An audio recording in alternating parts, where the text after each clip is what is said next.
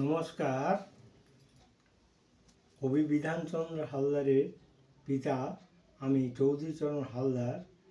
এবছর এই 2026 সালে কবি বিধানচন্দ্র হালদার এই যে ছোটদের ছড়ার ফুলঝুরি, ছোটদের পড়ার ফুলঝুরি, এই বইটি প্রকাশিত হচ্ছে। ছোটদের খুব আনন্দদায়ক এবং খুব আনন্দ করে যদি তারা পড়ে খুবই আনন্দ পাবে। আমার পাশেই আছে বিধানচন্দ্র হালদারের মা গায়ত্রী হালদার। আমি দুটো কবিতাই পাঠ করব, একটা আনন্দ দেওয়ার জন্য, বাচ্চাদের আনন্দ দেওয়ার জন্যে, আর একটু সেটাও আনন্দ লাগবে। আমি প্রথম কবিতা পাঠ করছি। বিচার চাই। গরু বলল, শিয়াল মামা বিচার চাই সাচ্চা, আমার বাছুর দুধ পায় না, খায় মানুষ বাচ্চা।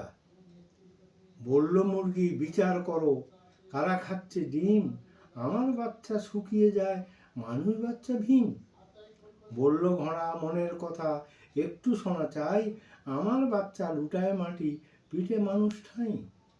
গরু ছাগল বলল কেঁদে, কেমন আমায় খায়, আমার খেয়ে মানুষগুলি কি আনন্দ পায়। শিয়াল মামা বিচার করো, বিচার পশুকুল, নইলে আমরা মরে যাব, মানুষ করছে ভুল। এই একটা সুন্দর কবিতা।